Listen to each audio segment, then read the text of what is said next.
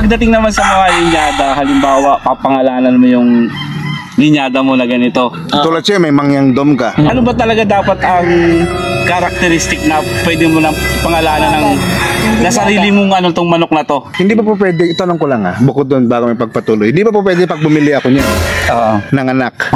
Papangalan ko siya, Team Pausbong Line. Hindi pa rin, hindi ako pa nakapasikat eh. Sikat tuloy ko. Kailangan pasikatin mo muna yung manok mo. Kasi kung papangalanan mo yan na kung hindi naman walang kwenta yung pangalan mo ron. Kasi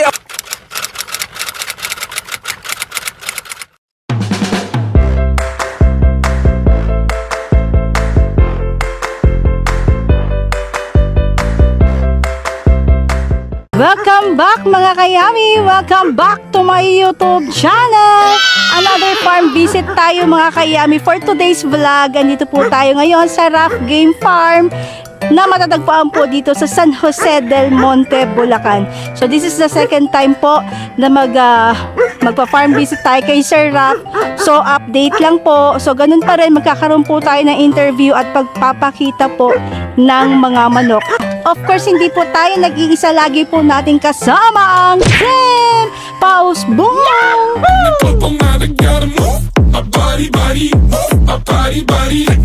Kasama po natin si Win Castro. Busy siya sa pag-aayos ng tripod. Ayan, kasama rin natin of course si Kuya Bok or si iVlog mo to, at saka po hindi mawawala of course si ang ating kuya. Ay! Yan si Brother Kiki ng ZY Polinet. Farm na farm, may pamangga si Kuya Rafael. Hindi natin mapakita si iVlog, si Kuya Bok kasi busy po siya sa pagbablog. So kung kayo po ay interesado po sa mga ganito pong klase ng vlogs at hindi pa po nakaka-subscribe, baka naman pa-click na lang po ng subscribe and don't forget to hit the notification bell para lagi po kayo updated sa aking mga vlogs. So huwag na po nating patagalin pa. Let's go!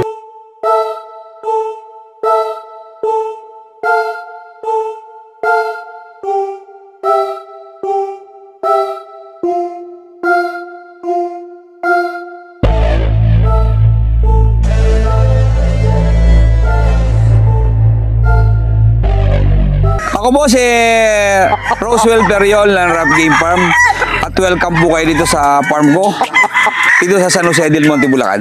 Changing the night underneath the dark skies. Welcome sa pinakabagong episode ng Team Pausbong! They keep desiring something that's more inspiring. Their brains rewiring, old thoughts they start expiring. They're never tiring, no now they feel the fight in them. They feel the fire sweep, take over entirely. They feel it growing, it's showing the feelings. They keep overflowing, always stoking the fire. Adrenaline is overloading, hit the mat like a fighter. They never let up, never throwing, giving to their desires. No, they keep working on their focus. They feel the temperature rise. Oh shit, oh shit, oh shit. Sumabit yung drone ni Brother Kigi. Oh no! Nandun sa taas ng puno, nandun sa pinakatuktok. So ginagawan pa ng paraan kung paano ibababa ang drone ni Brother Kigi. Si Kuya kumuha ng panundot.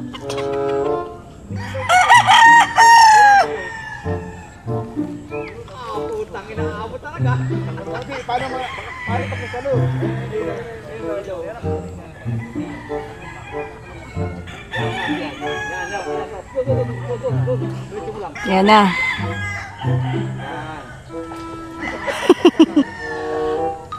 Laking problema to mga kayami. Ayan na! Galing ni iVlog. Nasalo.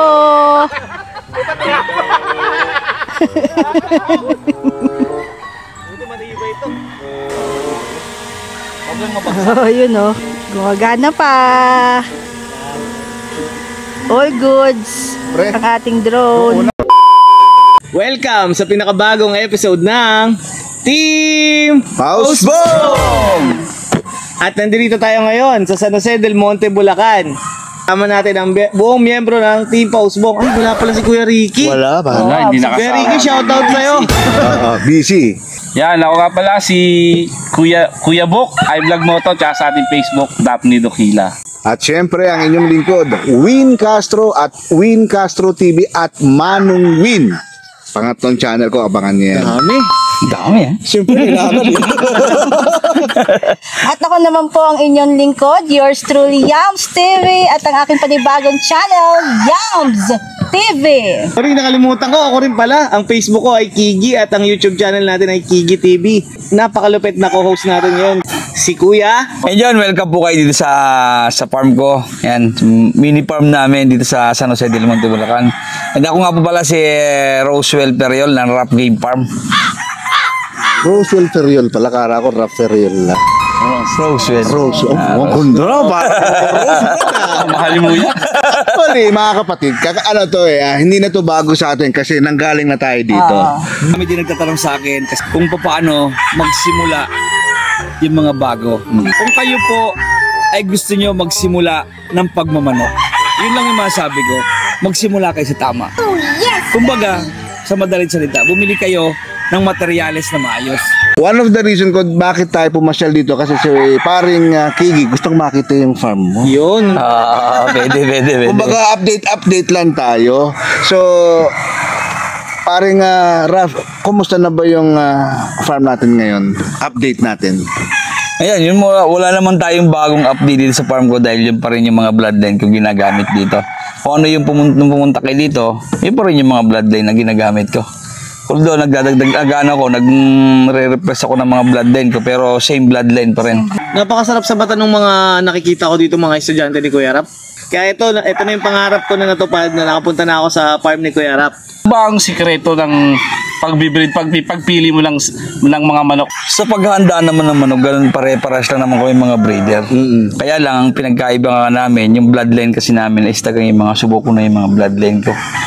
Kaya, siguro talagang swerte lang. Alam niyo naman ang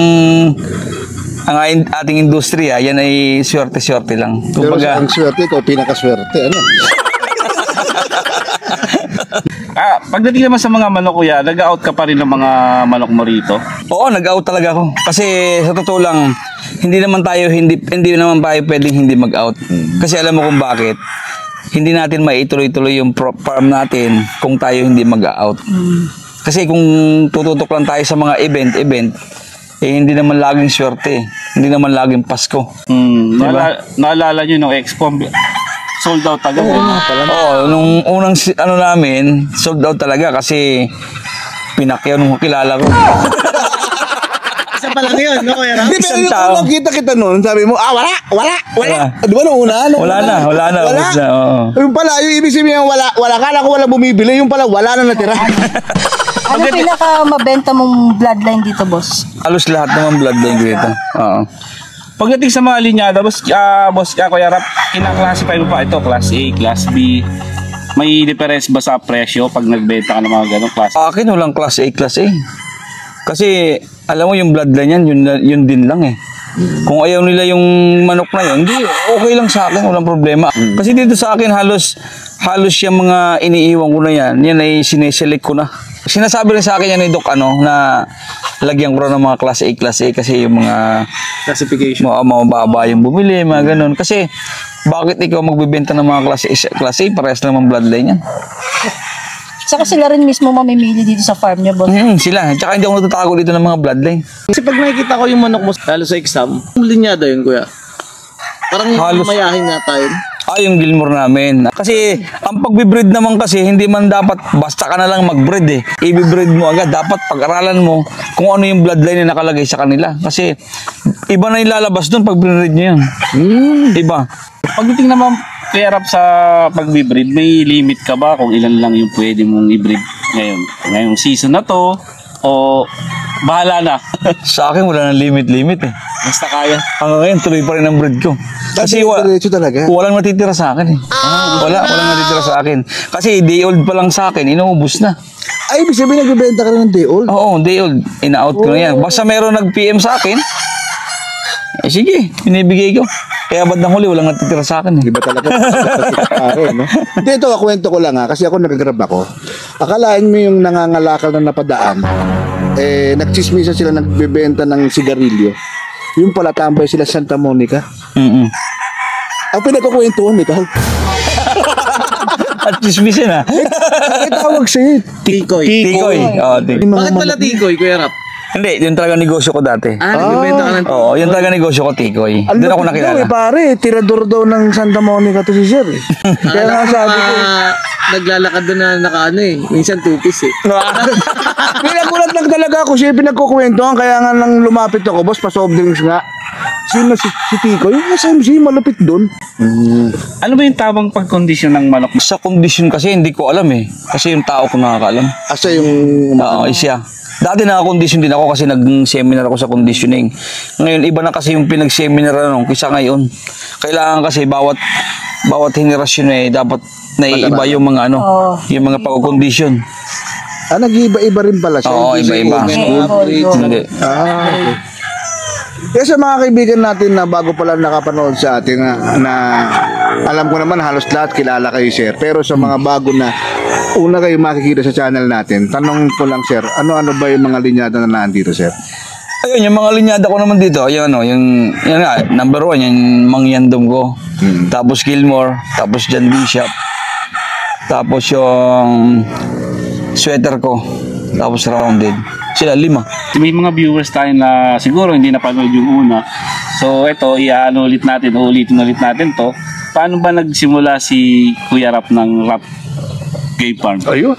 Ay, magandang tanong yan. Kasi hindi naman lahat, pare. Napanood din yan. Oo, tama. Ulitin natin ulitin ng nakaraan. Oo, yan. Nagsimula ako noon, ng 2014. Ayan, bumili ako ng... Dati sa gilid-gilid ako bumibili. Tapos, hindi pa naman breed ko yun na sarili. Kumbaga, 2014 bumili ako ng Trayo. 2 Trayo binili ko. Yun, hindi pa rin nag-nick yung mga pinalabas ko. Tapos, sumunod, 2 taon, 2015-16, bumili ako ng Trayo. Medyo hindi pa rin nag-nick yun. Okay. Hindi pa rin. Oo. Tapos yung 2017, yan, nag-import na ako sa Amerika ng may nakilala kong si Sir Boyet Juliada. Nagkakilala kami noon. Nasa Amerika. Sa kanya ako nag-order ng mga materialis na galing sa Amerika hanggang sa yun, kumbaga nag-nick na. Anong linyada yan, Kuya? Yun, yung Gilmore ko na yan. Galing kay Carl Smith. Yun. Oo, yun yan. Sa kanya nang galing yung mga manok ko. Tapos, yun, may naging kaibigan ako, yan, si Doc Elmo Gayoso. Tapos yan, si Doc Ray Tambong, may mga parating din galing Amerika na John Bishop Kelso. Pero wala akong nakuha sa Amerika na, nung unang, wala pa ako nakuha ng John Bishop sa Amerika. Kasi, di ba, namatay na talaga yung may-ari nun, si John Bishop. Yung mga pinagbagsakan sa Pilipinas, hinahanap ko talaga sila. Para magkameron ako ng bloodline na yun. Ayan, nakilala ko nga si Doc Ray Tambong, si Atty. Ebelia, kasi sila yung mga binagsakan yan. Ayun, nung pinaghalo-halo ko na John Bishop sa John Bishop kasi wala naman talagang purong manok eh. Yung pure na bloodline, wala. Process yun. Malaman, boss. Sabi kasi na iba, ito pure. Iba naman, hindi siya pure. Katulad ikaw, hindi ka pure. Ano ba talaga para sa'yo? Hindi, para sa akin kasi, ikaw yung gagawa ng pure mo. Yun ang sabi sa akin ni Sir Art Lopez. Kung gusto mo magkapagpapuro ng manok mo, bumili ka ganito ng sweater. Kung halimbawa, sweater line kuhanin mo yun. Tapos pag-asawa-asawain mo. Kaya lang magastos. Sabi niya. Yun, sinunod ko yung sinabi niya sa akin. Hanggang sa, yun, napaganda. Bali, 4 na John Bishop yung kinuhanan ko. Isang imported, tapos 3 local, pero may mga dugong imported pa rin yun. Ayun, hanggang sa napaganda ko yung mga John Bishop ko. Yun namang Gilmore ko, halos 3 farm lang pinanggalingan kay Carl Smith, tsaka 2 local dito sa kaibigan ko. Yun, napaganda ko agad yung... Kasi mahirap eh. Kung imported ko kuha yun, mahirap magtimpla. Mahirap timpla. So maganda imported, tapos local. Oo, local. Itong mga bulik mo, sir, anong pinanggalingan ng mga bulik mo? Mga sikat na Mangyandom mo? Yung naman, yung bulik na yan, ang original niyan talaga Calidom na imported. Calidom. Oo, Calidom yan. Tapos may isang kong kaibigan na nagpadala sa akin ng isang babae, pinaasawa ko doon, tapos in-inbreed ko ng in-inbreed doon sa lalaki. Hanggang sa napalabas ko yan, tinawag ko na siya na mangyandom. Mangyandom. Kaya naging mangyandom yan kasi namamayagpag mangyan pa. tayo eh. Oo. Di kong naalala nyo, di ba yung nag-viral kay Kuya Rap? Oo, yan. Kasi pronesyo nung anak ko ng 100,000 sa braso. Kaya nag-viral talaga yun. Inaway pa ako sa Facebook. Ngayon, magkano na ba ngayon yan? Hindi, yung trial lang talaga naman yan eh, no? 55. 55. Bakit pa mahal ang trayo, Kuya Rap? Hindi, syempre pinaghirapan ng mga breeder yan. Kasi lahat naman ng breeder, yan ay pinaghihirapan nila bago maging tryo. Ewan ko lang sa iba, pero sa akin yun ang ginagawa ko. Kasi bago mo palabas yan, bago makompleto, talagang paghihirapan mo ng ilang taon. Hindi yung basta pag sinabi mong yun na yun, lalabas hindi, iba. Iba lalabas yan. Kasi malay mo, yung nakuha mo, may timpla na iba yun. Wala nakakasiguro. Wala nakasiguro. Kaya talaga, kung ikaw bibili ng materials, dapat talaga, honest yung kukuhanan mo na breeder. Yung sasabihin talaga sa yung totoo. Kasi meron dyan, magaling lang sa social media, magaling lang magkwento, pero yung manok niya crosses, kawawa yung bibili. Oh. Marami akong nakuha sa ganyan na, marami akong karanasan na ganyan na sayang yung pera.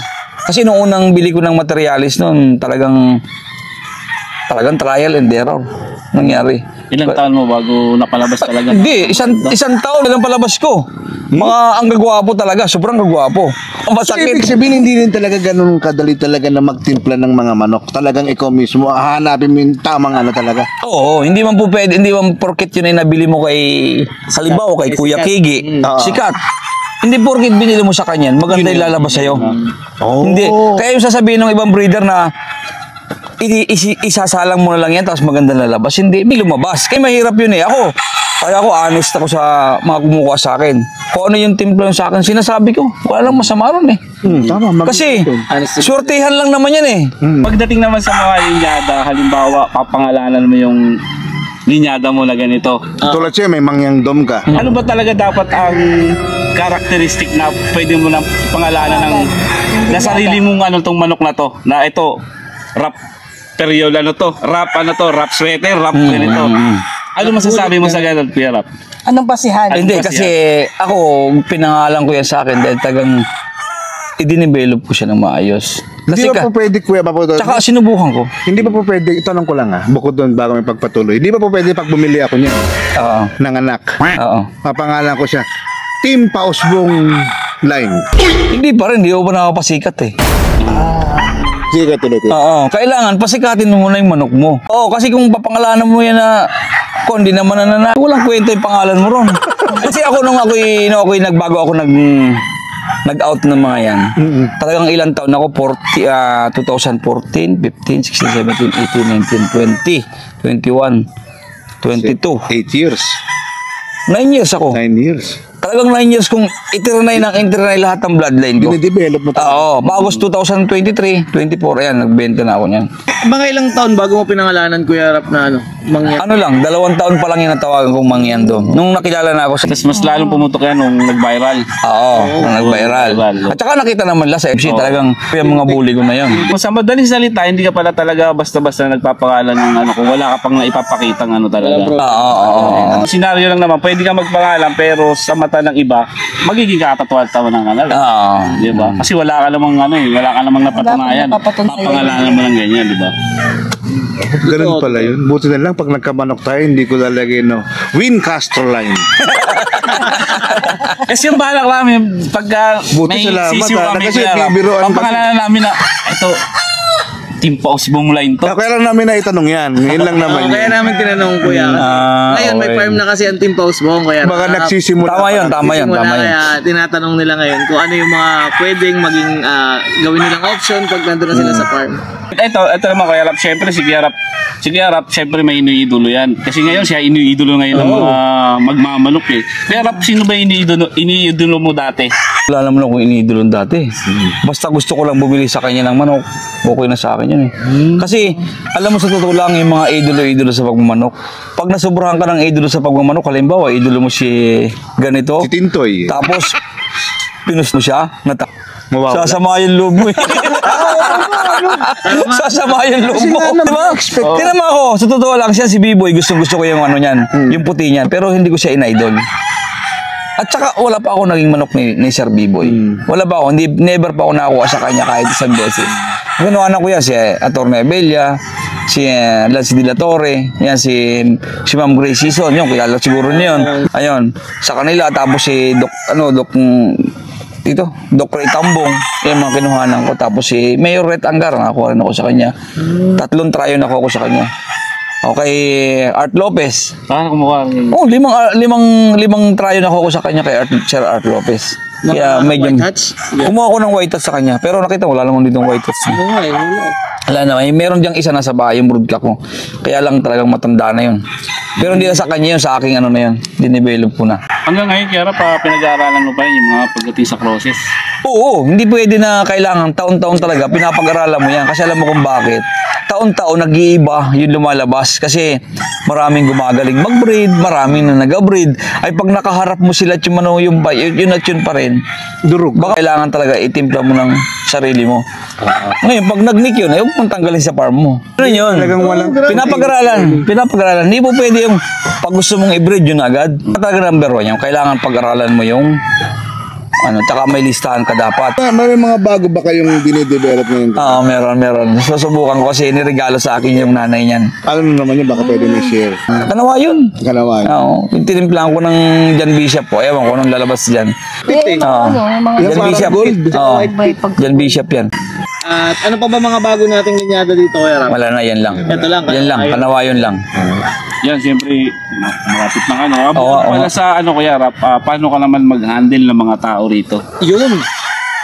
Ayun, sa handle naman kasi pakisama lang sa mga tao. Kasi number 1 yan, pag hindi mo minahal yung mga tao mo, iwanan ka niyan. Wala na naman yung farm mo. Pangit kasi iba-iba yung tao sa farm. Kasi pag iba naman pakisama, mamaya nakuha mo, magnanakaw. Mahirap yun, di ba? Ikaw yung kawawa dahil ikaw yung amo, pinapasahod mo tapos ninanakaw ba yung manok mo? Kasi ako na-experience ko na yan eh. May tao ko Sobrang bait mo pa nun. sobra. Hindi, kahit naman ganun pa rin. Kaya lang, problema, May makakalusot talaga eh. hindi nakakalut. Talagang sinasadya. Sinasadya talaga.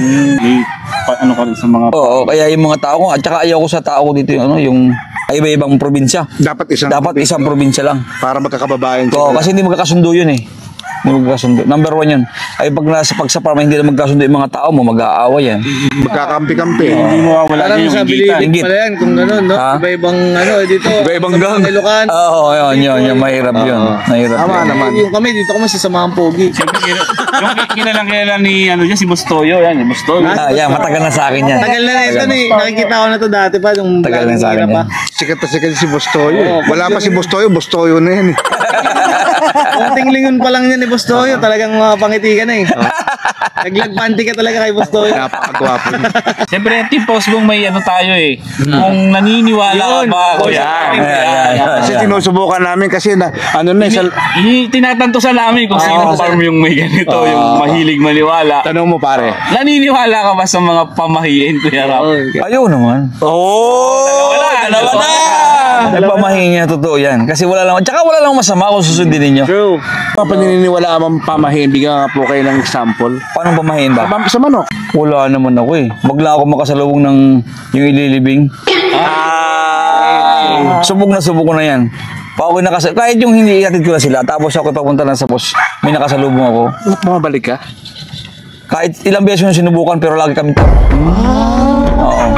Kaya yun, huwag ka nang tumuloy. Hindi, baka kailangan mo lang kasi pag meron ka rin nakitang ganyan, bagsakan mo ng 5 piso. Hindi rin totoo yun. Ha, di totoo yun. Hindi totoo. Sinubukan ko na eh, nakakailang bagsak na ako. Kwanto pa lang yung namumulot eh. Kasi di ba sabi nila nung kabataan na pag nakita ka ng may nililibing, Oo. anuhan mo ng Hindi totoo. Wala rin pala. Kasi dati nung may nililibig, pag may nakikita akong karo na dumadaan, nung makabata ako, sinusundan ko eh. Kasi pag may hinahagis, kinukuha. Hindi, ito pa, may mga isang tropa Kaya na... pala di tumi-effect kasi may kumukuha. Di ba parang meron nagsabi rin na pagdating sa manok din, yung kunyari, aso nagpapahabol sila. Totoo. Pag hinabol ka, ibig sabihin, ituloy mo. Ituloy mo daw pagka... Hindi ko alam yun. Oo, may Hindi ko mga alam. ganong pamahiin. Natuwa kami dun kasi first time namin marinig yung Kuya Rap eh. Kasi pagka daw ang aso, pinupush ka daw niya. Isa naghahanap sila ng lugar na may iskinita na maraming aso, magpapahabol sila. Ay, dito tayo, sinadya mo eh. Talagang, actually, ito partida ha. Di ko sasabihin yun, farm. Pinuntahan namin. Kahapon lang, ilang beses na nag-chat. Oo. Oo, sunod-sunod, tatlo. Sunod-sunod, tatlong sunod. Kaibigan natin yan. Kaibigan, nagpahabol sa aso. Sinerte lang yan. Swerte lang yan. Totoo. Eh, paano nakagat yan? Di malas niya. 2.5. Anong 2.5? every week. Sadagdag lang ako. Halimbawa, gusto ko palabas, ito lang. Straight comb lang, gusto ko lahat. May ano ba, may pamamaraan ba? Ayun, yung kung gusto mo naman ay puro straight comb yung papalabas mo, pasawa mo rin siya sa straight comb. Ganun yun. Turo sa akin ng Manong Art yun. Yun, lahat ng ganun. Kung anong gusto mong palabas sa kulay, pwede mong gawin sa manok yun. Basta, halimbawa, straight comb, tapos sunog lalabas, ganun lalabas doon. Malabas mo yun pa ilan-ilan lang, pero lamang yun sa ano, sa ganun. Kagaya sa akin, pag gusto kong palabasin ng yung mangyandom ko, gusto kong palabasin ng lahat ay green legs. Lalabas yan, lahat green legs, wala lalabas yung ibang kulay dyan. Ganda rin ipayo sa tao, especially sa mga old school na hindi pa naniniwala sa social media. Ano ba naging magandang epekto sa'yo ng social media, kuya? Yan. Abay, malaging naging epekto sa akin ng social media. Alam niyo ba kung bakit? Kasi sa buhay ko ngayon, hindi ka naman makikilala kung... Kilala na ako. Kung kilala na ako, nung dati pa naman sa Dalataya, pumutok yung pangalan ko. Kaya lang, madali ko napasok yung social media kasi nagamit ko yung kasikatan ko sa kanya dati dahil sa riwa pa. Oo, kasi maraming gusto pumasok sa sa social media. Yung mga big time, tinan mo yung big time at saka ako, tinan mo yung followers niya tsaka sa akin, magkalayo. So, ang ganda ng timing na ginawa mo, habang mainit ka pa, pinasok mo social media. Iyon, number one yan. Kasi maganda social media, alam mo bakit? Eh, kumikita ka na sa kanila, kumikita ka pa rin. Doble-doble, puti nila sa akin. Ang sarap, di ba? Sa mga Ang manok. sarap niya, nandito ka lang sa farm mo. Oo, kita mo ako, trabaho ko lang, farm lang ako. Dal ka lang, Oo. konting kwela, Oo. motivation, kita ka kasi lalo na pag may ano ka baga, may magandang resulta ka na sa larangan na ganito. Ano eh, tsaka number one yun. Kailangan kung mag-social media ka, magpakilala ka muna. Kasi kung hindi makilala ka lang sa social media, tapos yung mga manok naman niya yun. Kasi hindi naman tayo pwede magsinungaling eh. Pag nagsinungaling tayo dyan, sisikat tayo ngayon, kinabukasan wala na. Kakainin ka na. Paano babalik sa'yo yun? Di ba? Walang repeat order. Pagtaas mo, bigla kang bagsak. Wala nang Pero kasunod. may napasin ako paring Kiki Si paring Periol, yung unang vlog namin that was a year ago, hindi ka pa masyado nag-out yun. Wala pa. Hindi pa ako masyado nun. Nung unang punta nyo, hindi pa ako nag-out masyado nun. Kasi nga puro ano siya nun eh, puro Sali. pasali. Pero yun yung time na yun na talagang nagiging pinagkakaguluhan ka ng social media. Laki ng mababa pa followers mo. Noon nagulat ako sa iyo, Konti Brad. pa, konti pa. After ilang buwan lang, nag-150,000 followers that Ang time. nasa 200 ka na ngayon kaya? 200. Kung hindi ako naban, mga siguro mga 300. 300k na. Ganon siya kabilis. Naban. Hindi kasi yung content kasi niya, masayahin siya lagi. iba kasi Yan yung yung gusto kong makikita lagi. Kahit sinong tao na makikita mo lagi masayahin to. Kumbaga nadadala niya yung ano mo eh. Bad trip mo, makita mo si Kuya Rap doon, nakatawa na naman to. Magdamay ka eh. Para sa si Jollibee. Kasi titinan lagi. Yung isang account ko, ano na? Tapos magaling magbasag si Kuya Rap. Yung Pexonatcher. Alam mo ba dati, pare, nung nakilala namin Mataas pa siya? yung ano ko nun. 1.7. Oo, mataas pa kayo dati. 1,000 plus lang siya 1,000 before. plus lang before. Kabago-bago niya pa lang, pero Bago may lang yan. 100k na. Grabe. Tama, di ba? Yan ang kasi. Ikaw na. Hindi magaling kasi mamasa si Kuya Magaling Rap. Talaga matatawa ka kasi. Hindi, saka marami nagmamahal talaga sa kanya, lalo lang dito sa lugar natin. Minsan nakita ko sa may nag-comment, Kuya, pahingi naman, tapos yung parang 1.5 lang. 1.5 lang. Basag ka. Malakas mang Oo nga kaya Ram, sa mga live mo, syempre, napapanood kita minsan pag ano. Yung mga sinasabihan mo na ano ba masasabi mo doon sa mga mahilig boy penge? Si Boy Hingi. Ayun ang pinakapangit na kunwari hindi nila alam yung gasto sa farm. Hirap na pa. Nakakala nila easy to get. Kaya ngayon lagi ko sinasabi sa live ko, ang pagmamanok ay parang tao rin lang yan. Halimbawa, ikaw, may nililigawan ka. Ikaw ba hindi ka mamumuhunan? Pag may nililigawan ka, lalo kung maganda. Kailangan mong... Kailangan mo muna ka. Ganon din sa pagmamanok. Kung gusto mo lang maganda at gwabo na manok, kailangan mamuhunan ka. Hindi yung mamumuhunan ka pahingi. Paano kung itlog lang hinihingi sa'yo? Bato ko sa kanya yun. Pagdating naman sir sa breeding, ikaw ba mismo hands-on ka ba talaga sa pagbe-breed ng mga, pagtitimpla ng mga linyada mo dito, boss? Ayun, yun, number 1 yun. Kasi ako talaga yung nagmamatch yan sa, sa harap ng bahay ko. Kasi doon ako nagbe-breed. Kasi hindi ko pwedeng i-ano sa kanila dahil baka iba-iba yung mapaasawa doon sa manok. Lalo yun, ang magiging chapsoy na sinasabi. Kasi kung halimbawa na paasawa ng tao ko yung two-way na yun, tapos yung babae two-way din, ay chapsoy lalabas doon. Kaya parang feeling ko na-influensya ka rin ni Sir Art Lopez. Bakit? Ganyan siya, no? Kasi gusto niya yung breeding hiwalay sa sa farm. Kasi nga naman sa breeding, talagang tutok mo yun. Unlike pag nasa farm na yan, medyo ma-chachapsoy na kasi di na alam ko saan natatalon, nalilipad yung mga yan. Hindi mo ina. Hindi, talaga totoo lang si Sir Art Lopez yung nagturo sa akin. Oo. Kasi ako ganun na idea. Di ba yung breeding ko, nando dun sa may paggawaan ko ng kulungan ng manok. Tsaka never ako nagtanong sa iba. Doon lang talaga sa Kay Sir Art Lopez lang. Sabihin ko si Sir Art Lopez ang pinaka-mentor. Oo. So ito, Kuya Raf, ito ano lang kasi, alam naman natin na ang Team Pausbong, ang nagmamanok man talaga si Paring King. Nag-decide ang buong grupo na mag-umpisa na magmamanok kami. Ano bang pinakamagandang payo sa katulad namin at sa iba pang mga magsisimula? Kasi alam naman natin, isa ka na, kahit aminin mo, hindi, isa ka na sa legend, pare. Pagdating sa manok, anong magandang payo, pare? Ayan, may payo ko lang sa inyo. Dahil magsisimula kayo. Dapat materialis yung maayos. Number 1 yun. Kasi may lugar na kayo eh. Wala kayong problema eh. Kailangan nyo yung materialis na maayos. Na alam nyo talaga na honest sa inyo yung kinuhanan ninyo. Na talagang sumasali sa gitna. Kasi hindi ka pwedeng kumuha kay ganito, hindi sumasali sa Kaya dapat talaga yung kilala na magiging honest sa'yo. Kagaya mo ikaw, labas-pasok kay Sir B-Boy. Pwede mong, Sir, baka naman bigyan mo ako ng talagang original mo dyan. Ganon. Kasi, kung basta ka lang bibili sa kanila, kahit ako, bibigyan lang kita ng kamote. Di ba? Ay kung yun ay talagang nalalambing-lambing mo si Sir B-Boy. Kumbaga talaga nakuha mo yung tiwala. Bibigyan ka ng maayos yun. Kaya lang, maayos din na presyo. Tsaka kailangan kung magsisimula kayo, mga idol. Ito, yung masasabi ko sa lahat sa inyo. Kung kayo magsisimula, dapat, number 1, may pera kayo.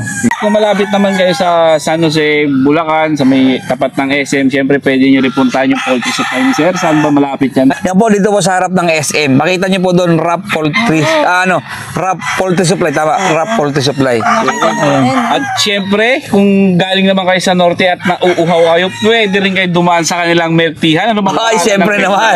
Ang aking coffee shop, dyan sa Igay Road. Yung brewing spot, ang kakapihan namin. Yan. At ako nagpapasalamat sa lahat ng mga followers ko. Maraming salamat sa inyong lahat. Lagi nakapalo kayo sa akin. At syempre, lagi nanonood sa atin. At yung mga star sender ko na araw-araw nagsisend sa akin. Diba? At hindi lang yan, syempre, ang Team Pausbong ay meron din kaming pasabog data na yun, bro. Siyempre, kakaiba na ang Team Pausbong. Kung dati vlog lang tayo, ngayon nagbibenta na ang Team Pausbong ng mga incubators, hatchery, lambat, Galvanized cages. At ito pa ang pinakamalupit dyan. Dahil kapag umorder po kayo ng maramihan, may chance po na ma-vlog po ang inyong farm or inyong backyard. At kami pa po mismo ang magdi-deliver sa inyo ng in-order ninyo. Alam naman natin, di ba, boss Raf, na once na na-vlog, malaking tulong yun. Aboy, malaking tulong yan. For free, ha? Oo. At siguro hanggang dito na lang at abangan ninyo, may konting farm tour tayo, papakita natin yung mga ibang manok dito. Hindi naman lahat. Showcase konti natin lang. to. Showcase lang natin. Update na. So, siguro, kita-kita natin ulit sa ating next vlog. Team Pausbong! Can I face this? Can I make it? I feel faithless, wish I could replace this. Dito tayo ngayon sa farm ni Kuya Rap Feriol, sa Rap Game Farm. At